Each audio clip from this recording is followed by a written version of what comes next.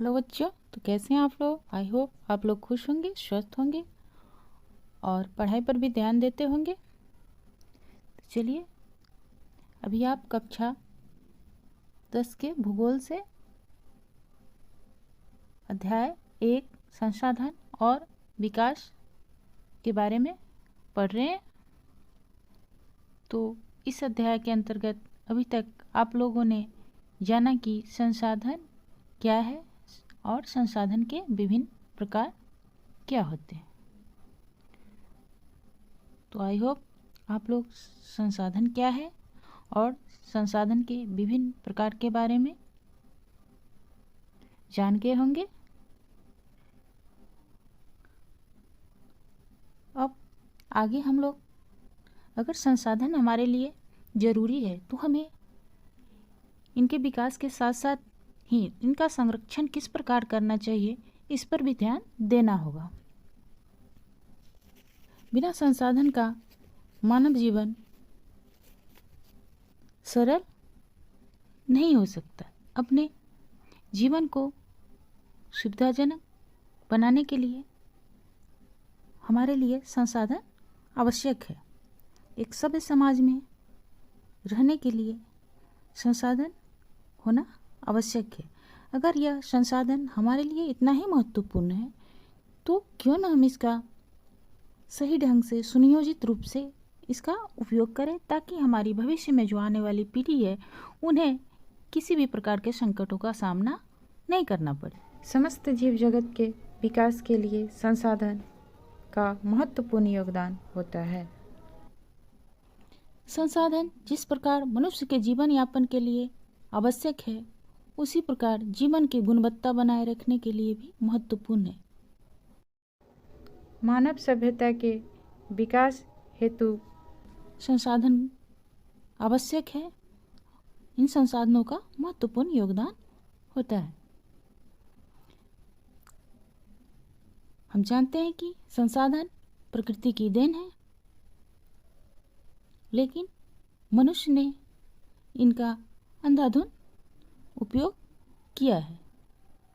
प्रकृति ने इन्हें हमें उपयोग करने के लिए प्रदान किया है, दुरुपयोग करने के लिए नहीं।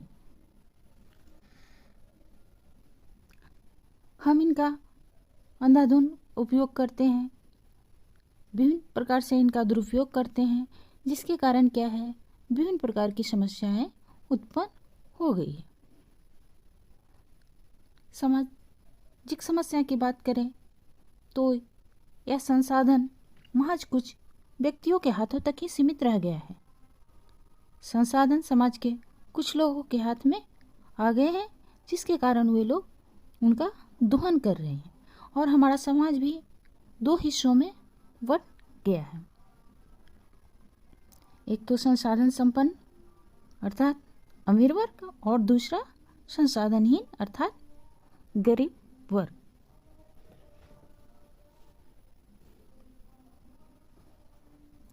तो हमें इसका ध्यान रखना चाहिए कि संसाधन का हमारे समाज में उचित बंटवारा होना चाहिए और यह सभी लोगों के लिए उपलब्ध होना चाहिए। ऐसा नहीं कि कोई व्यक्ति इसका दुरुपयोग करे और कुछ व्यक्ति इसका उपयोग करने में सक्षम ही नहीं हो, समर्थ ही नहीं हो, उनके पास उपलब्ध ही नहीं हो। इसके अलावा संसाधनों के अंधाधुंध दोहन से वैश्विक पारिस्थितिकी संकट उत्पन्न हो गया है, जैसे ग्लोबल वार्मिंग, ओजोन परत का क्षय, पर्यावरणीय प्रदूषण, भूमि प्रदूषण, वायु प्रदूषण, जल प्रदूषण, विभिन्न प्रकार के रोग जो हैं वह उत्पन्न हो रहे हैं। मानव जीवन की गुणवत्ता और विश्व शांति बनाए रखने के लिए संसाधनों का समाज में न्यायसंगत बंटवारा जरूरी है और इसका सही ढंग से उपयोग भी किया जाना चाहिए। यदि कुछ ही व्यक्तियों तथा देशों द्वारा संसाधनों का वर्तमान दोहन जारी रहता है तो हमारी पृथ्वी का भविष्य खतरे में पड़ जाएगा अर्थात समस्त जीव जाति का भविष्य खतरे में पड़ सकता है। इसलिए हर तरह के जीवन का अस्तित्व बनाए रखने के लिए संसाधनों के उपयोग की योजना बनाना अति आवश्यक है। आजकल के लोगों का मुख्य ध्येय पैसा कमाना ही रह गया है।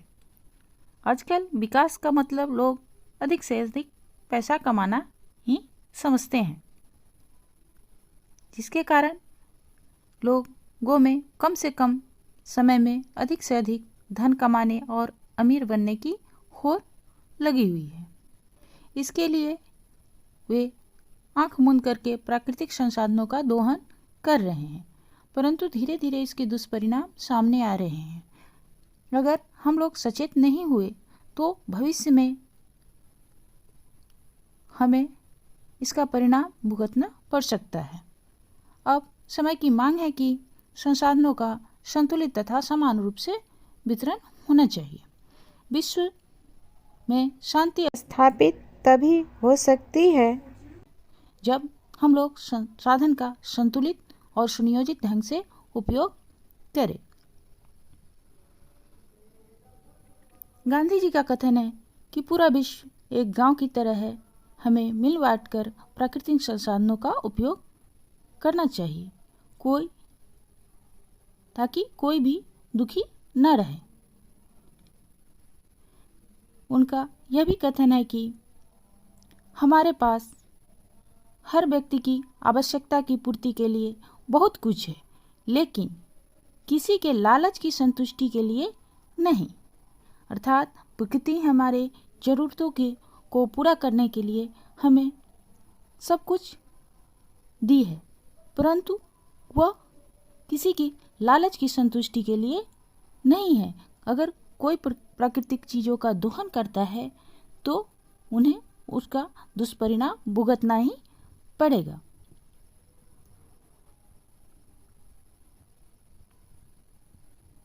उन्नीस में ब्रुंडलैंड कमीशन ने भी अपनी रिपोर्ट में सतत पोषणीय विकास की संकल्पना प्रस्तुत की और संसाधन संरक्षण की सिफारिश की।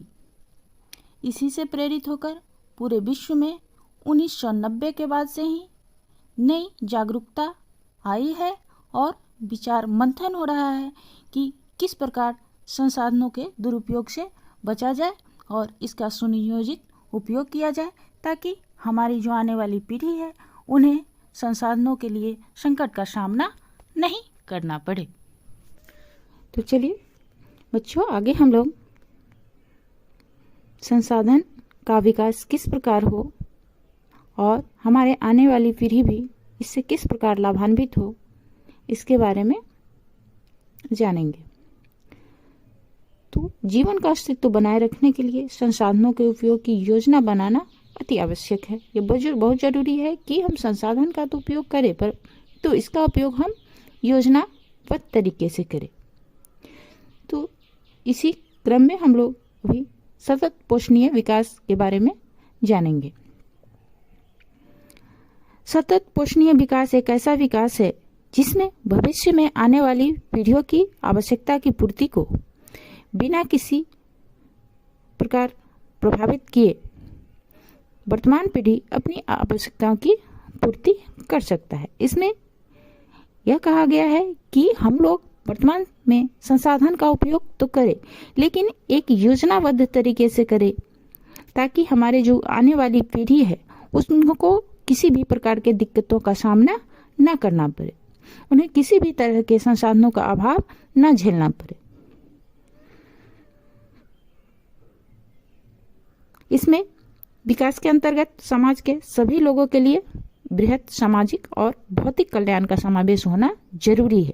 इसमें ऐसा नहीं है कि संसाधन कुछ व्यक्तियों के हाथों तक सीमित रह जाए।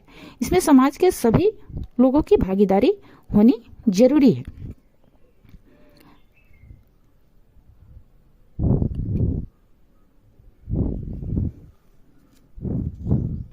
तो संसाधनों का योजनाबद्ध, समुचित और विवेकपूर्ण उपयोग हमें करना चाहिए। संसाधनों का लगातार दोहन हो रहा है, जिसके कारण पारिस्थितिकी संकट उत्पन्न हो गई है। ओजोन परत का क्षय हो रहा है, वायु प्रदूषित हो रहा है, भूमि प्रदूषित हो रहा है और विभिन्न प्रकार के पर्यावरण से प्रदूषण से संबंधित समस्याएं उत्पन्न हो रही हैं। तो इसके लिए पूरा विश्व चिंतित है और इसके संदर्भ में विभिन्न प्रकार के अंतर्राष्ट्रीय प्रयास किए गए हैं। चलिए हम लोग उसके बारे में जानेंगे।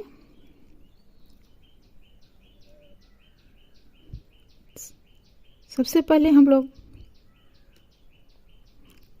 जानेंगे कि प्रथम पृथ्वी सम्मेलन क्या है।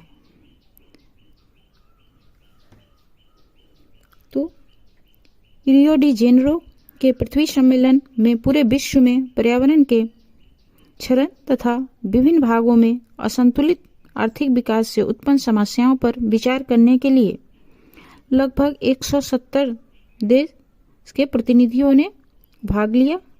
यह 1992 में हुआ, 3 जून से 14 जून के बीच में।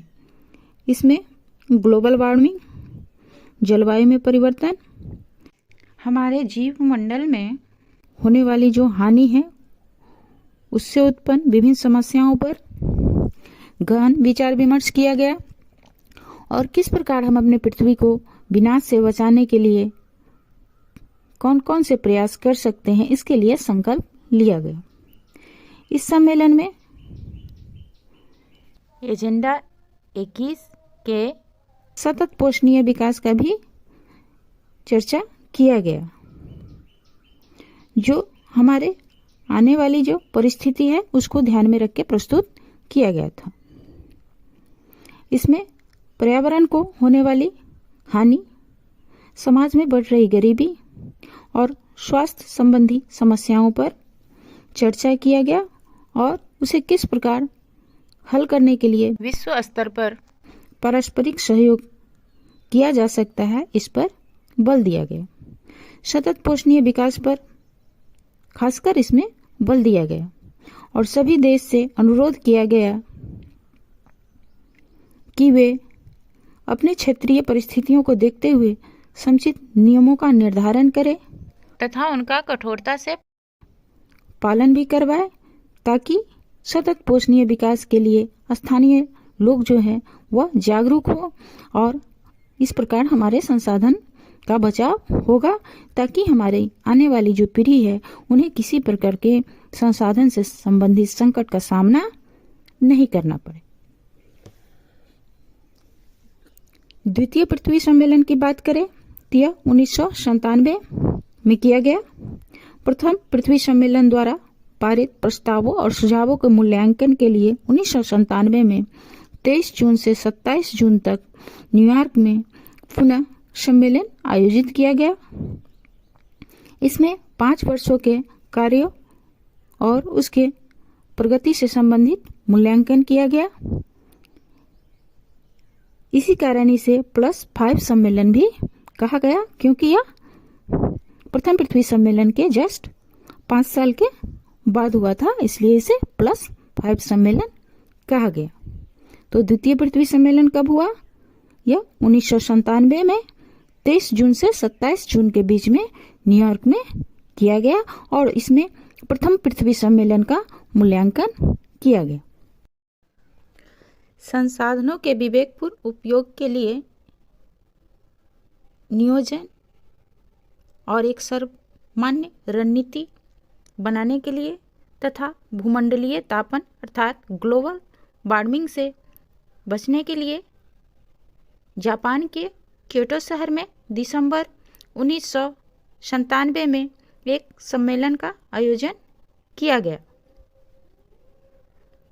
इस सम्मेलन का मुख्य उद्देश्य था कि पृथ्वी को किस प्रकार ग्लोबल वार्मिंग से बचाया जाए, क्योंकि इसका विविध संसाधनों पर प्रतिकूल प्रभाव पड़ता है।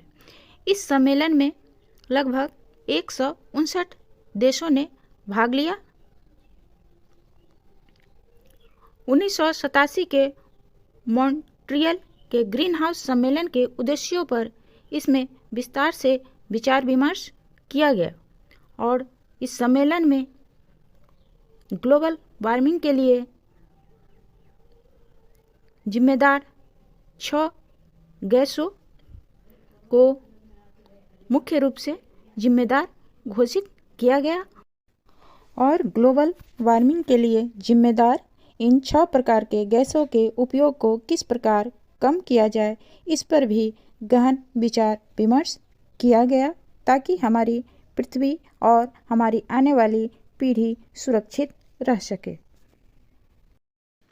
संसाधनों का योजनाबद्ध, समुचित और विवेकपूर्ण इस्तेमाल किस प्रकार किया जाए, इसके लिए विभिन्न देशों द्वारा समय समय पर प्रयास किए जा रहे हैं। इसी क्रम में दक्षिण अफ्रीका के जोहान्सबर्ग नगर में 2002 में 26 अगस्त से 4 सितंबर तक एक सम्मेलन का आयोजन किया गया, जिसमें पर्यावरण से संबंधित 150 धाराओं पर विस्तृत चर्चा के बाद विश्वस्तरीय सहमति बनाने का प्रयास किया गया, परंतु विभिन्न देशों के बीच मतभिन्नता के कारण इस पर व्यापक सहमति नहीं बन पाई। सम्मेलन में उपस्थित विश्व के विभिन्न देशों के लगभग 2000 से अधिक प्रतिनिधियों ने इस समस्याओं के समाधान के लिए पुनः वार्ता करने का निर्णय लिया। इस प्रकार तृतीय पृथ्वी सम्मेलन 2002 में जोहान्सबर्ग नगर में आयोजित किया गया, परंतु विभिन्न देशों के बीच आपसी असहमति के कारण इस वार्ता को पुनः करने का निर्णय लिया गया। तो आइए बच्चों, अब हम लोग विश्व शिखर सम्मेलन 1972 के बारे में भी जान लें। यह स्टॉकहोम में पर्यावरण संरक्षण के निमित्त पहला विश्व शिखर सम्मेलन जून 1972 में आयोजित किया गया था। विश्व का जो पहला पर्यावरण संरक्षण से संबंधित सम्मेलन है वह सबसे पहले कहाँ किया गया? स्टॉकहोम में किया गया और यह जून के महीने में 1972 में किया गया। इसमें उपस्थित विभिन्न देशों के प्रतिनिधियों ने एक साथ एक स्वर में पर्यावरण संरक्षण करने का संकल्प लिया और इसी के बाद से पूरे विश्व में प्रतिवर्ष 5 जून को पर्यावरण दिवस मनाया जाता है और 5 जून को पर्यावरण दिवस के रूप में घोषित किया गया है। तो आइए बच्चों, हम लोग जलवायु संरक्षण से संबंधित एक सम्मेलन डेनमार्क के कोपेनहेगन नगर में 2009 में 7 दिसंबर से 18 दिसंबर के बीच में आयोजित किया गया, जिसमें 192 देशों के लगभग 15,000 से भी अधिक प्रतिनिधियों ने भाग लिया। कॉन्फ्रेंस ऑफ पार्टीज का यह 15वां सम्मेलन था। इसमें सभी देशों के पर्यावरण मंत्री सदस्य होते हैं। 12 दिनों तक चले इस सम्मेलन में मुख्य एजेंडा यह था कि विकसित देश 2020 तक ग्रीन हाउस गैसों के उत्सर्जन में किस प्रकार कटौती करे ताकि हमारा पर्यावरण सुरक्षित रह सके। इस संकट से निपटने के लिए विकासशील और निर्धन देश के प्रयासों के लिए उन्हें आर्थिक और तकनीकी सहायता प्रदान करने की बात की गई।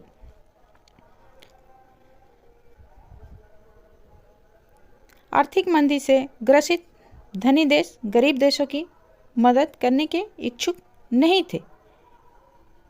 उधर सबसे अधिक कार्बन डाइऑक्साइड गैस उत्सर्जन करने वाले देशों में अमेरिका और चीन है। चीन किसी प्रकार की कटौती करने के लिए तैयार नहीं था। उसका तर्क है कि यह हमारी नैतिक जवाबदेही है कि हम अपनी अर्थव्यवस्था का विकास करें। अर्थात चीन का वहाँ कहना था कि हम किसी भी गरीब देश या आर्थिक रूप से जो पिछड़ा देश है उनकी सहायता नहीं करेंगे।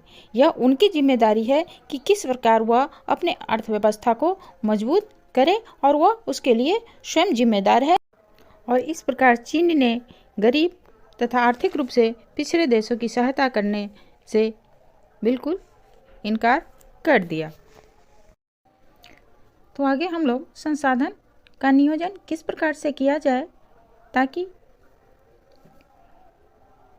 हमारे देश में रहने वाले सभी व्यक्तियों के लिए यह आसानी से उपलब्ध हो सके।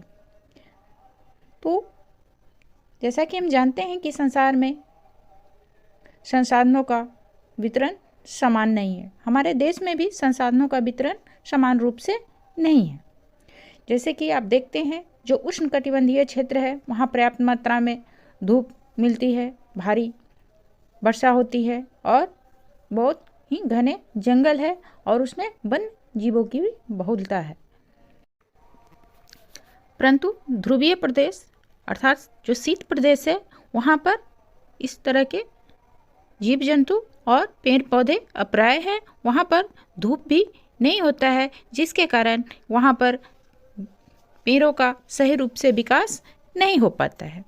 वहीं रेगिस्तान की बात करें तो वहाँ पर धूप तो पर्याप्त मात्रा में होती है परंतु वहाँ पर जल के अभाव के कारण वहाँ की भूमि अनुर्वर होती है अर्थात वहाँ की भूमि उपजाऊ नहीं होती है।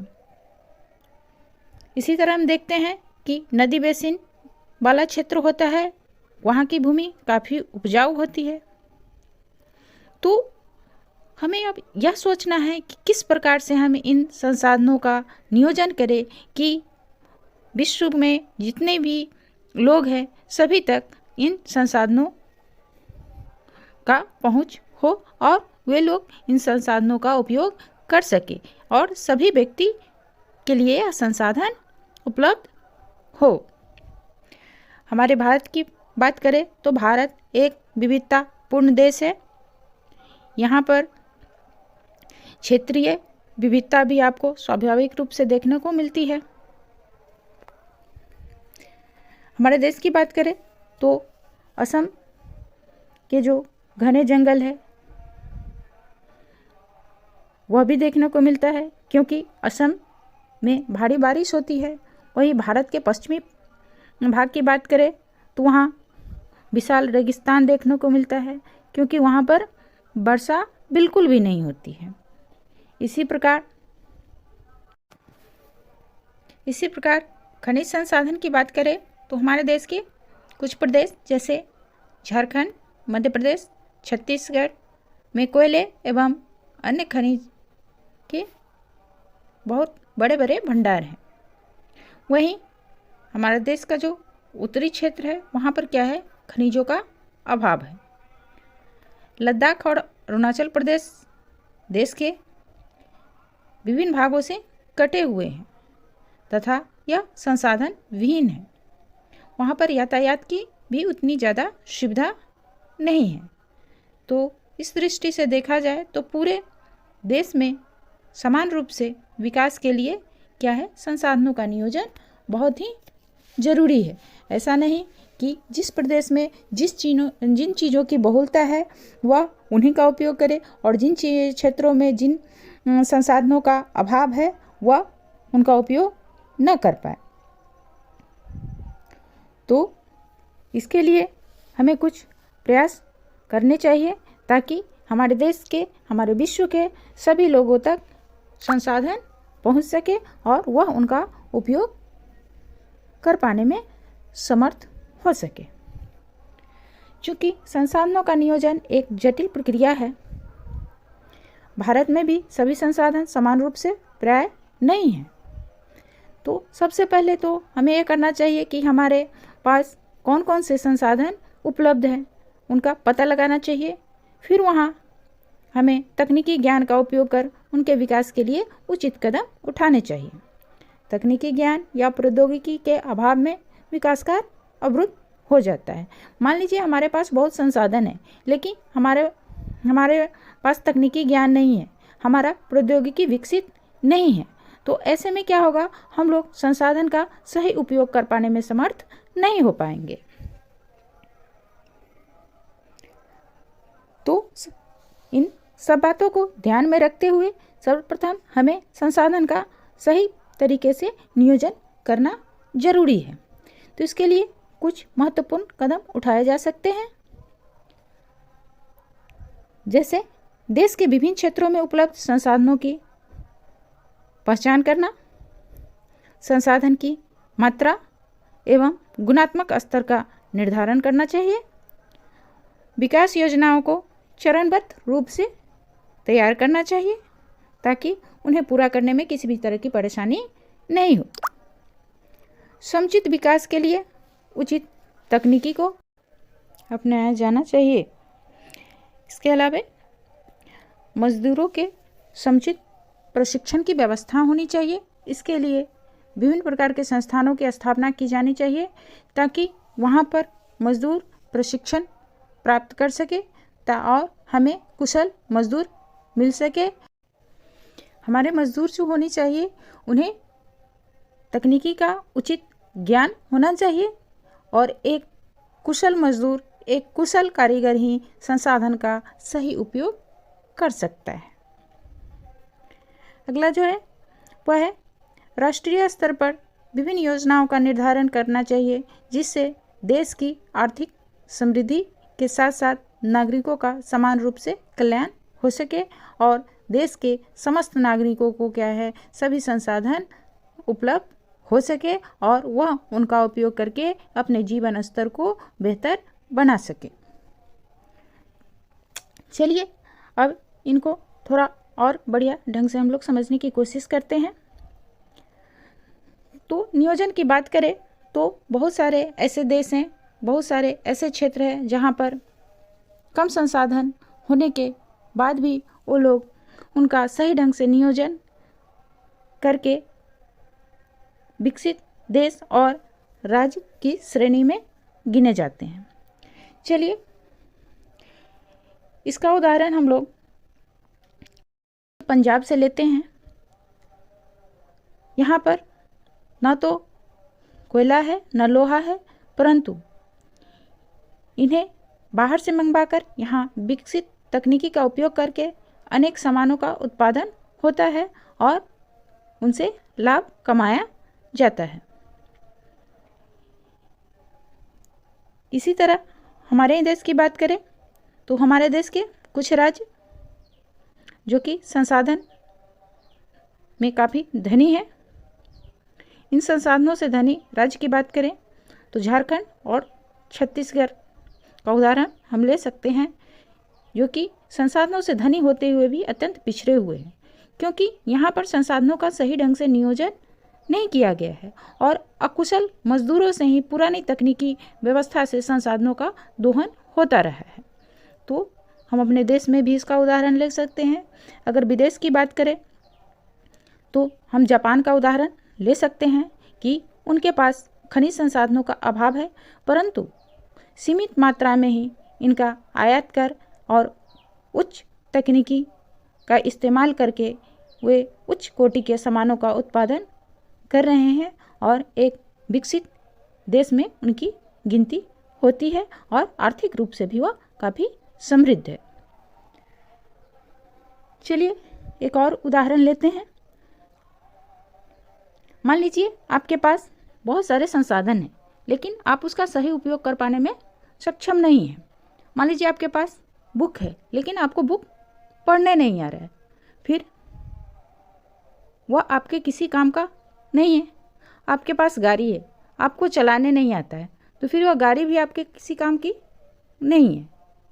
तो किसी भी चीज़ को या किसी भी संसाधन का सही ढंग से उपयोग करने के लिए उसमें दक्ष होना, उसमें कुशल होना जरूरी है। जिस तरह से आपको किताब पढ़ने नहीं आता है तो फिर किताब आपके किसी काम का चीज़ नहीं है।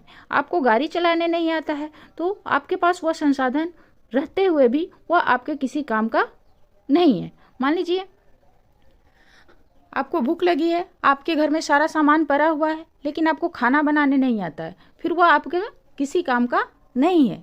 फिर यहाँ पर संसाधन रहते हुए भी आप उसका सही ढंग से उपयोग नहीं कर पाएंगे। तो यही है कि संसाधन का नियोजन कैसे किया जाए, इसमें किस तरह से हम लोग समुचित ज्ञान का उपयोग करें, उचित तकनीकी का उपयोग करें, कुशल मानव संसाधन का उपयोग करें और इसका अधिक से अधिक लोगों तक प्रचार प्रसार किया जाना चाहिए, ताकि हमारे देश में जो उपलब्ध संसाधन है उससे अधिक लोग लाभान्वित हो सके और हमारे देश का विकास हो, हमारा देश समृद्धि के पथ पर आगे बढ़ता रहे। तो आइए आगे हम लोग जानेंगे कि अगर संसाधन हमारे लिए इतना महत्वपूर्ण है तो हम लोग इसका किस प्रकार संरक्षण करें कि हमारे आने वाली पीढ़ी जो है उन्हें किसी भी तरह की परेशानियों का सामना नहीं करना पड़े और ना ही अभी हमारी जो वर्तमान पीढ़ी है उनको भी इनका किसी भी तरह का अभाव न झेलना पड़े। जैसा कि हम जानते हैं कि विश्व की जनसंख्या लगातार बढ़ रही है, लेकिन संसाधन जो है, अधिकांशतः संसाधन जो है वह सीमित है और अगर हम इसी तरह से इन संसाधनों का अंधाधुंध दोहन करते रहेंगे तो यह जल्द ही समाप्त हो जाएंगे और इसका दुष्परिणाम हमें देखने को मिल सकता है। संसाधन किसी भी तरह के विकास के लिए महत्वपूर्ण है, परंतु संसाधनों का विवेकहीन उपयोग और अति उपयोग के कारण कई प्रकार की सामाजिक, आर्थिक और पर्यावरणीय समस्याएं पैदा हो सकती हैं। इन समस्याओं से बचाव के लिए हमें विभिन्न प्रकार से क्या करना चाहिए, संसाधनों का संरक्षण करना चाहिए। इसके लिए हमारे बहुत से चिंतकों ने काफ़ी प्रयास भी किया। जैसे गांधी जी ने कहा कि हमारे पास हर व्यक्ति की आवश्यकता के पूर्ति के लिए बहुत कुछ है, लेकिन किसी के लालच की संतुष्टि के लिए नहीं है। उन्होंने कहा है कि हमारे पास पेट भरने के लिए बहुत है, लेकिन पेटी भरने के लिए नहीं। अर्थात उनके कहने का आशय है कि विश्व स्तर पर संसाधन का जो ह्रास हो रहा है, वह जो क्षय हो रहा है, वह लालची और स्वार्थी व्यक्ति तथा आधुनिक प्रौद्योगिकी के शोषणात्मक प्रवृत्ति के कारण ही हो रहा है।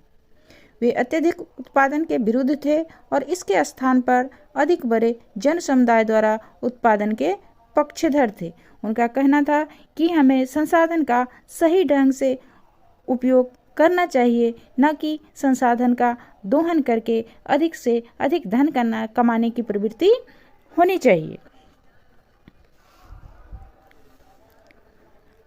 अब बात करें तो हमारे लिए हमारे सभी संसाधन महत्वपूर्ण है, चाहे वह हमारे वन संसाधन हो, खनिज संसाधन हो, पशु संसाधन हो, जल संसाधन हो, भूमि संसाधन हो, किसी को भी कम नहीं आंका जा सकता है। सभी का हमारे विकास में महत्वपूर्ण योगदान होता है।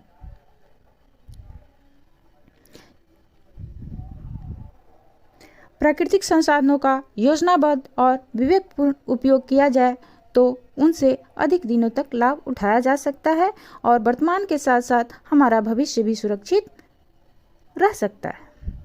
संसाधनों का योजनाबद्ध, समुचित और विवेकपूर्ण उपयोग ही उनका संरक्षण है। संरक्षण का यह अर्थ नहीं है कि प्राकृतिक संसाधनों का उपयोग न कर उनकी रक्षा की जाए या उनके उपयोग में कंजूसी की जाए या उनके खर्च की आवश्यकता के बावजूद उन्हें बचाकर भविष्य के लिए रखा जाए। इसका अर्थ यह है कि हमें संसाधनों का योजनाबद्ध, समुचित और विवेकपूर्ण रूप से उपयोग करना चाहिए, ताकि हमारा वर्तमान के साथ साथ हमारा भविष्य भी सुरक्षित रहे। तो आई होप बच्चों आप लोगों के समझ में आ गया होगा कि हमारा संसाधन क्या है, हमारे संसाधन के विभिन्न प्रकार क्या है, हम लोग किस प्रकार अपने संसाधन को विकसित कर सकते हैं और किस प्रकार इसको संरक्षित रख करके अपने वर्तमान के साथ साथ अपने भविष्य को भी सुरक्षित रख सकते हैं और अपने देश को समृद्ध बनाकर विश्व में अपना योगदान दे सकते हैं। तो आई होप बच्चों आपको यह वीडियो पसंद आया होगा। अगर आप लोग को पसंद आया होगा तो इसको लाइक, शेयर एंड सब्सक्राइब कर दीजिएगा। Thank you.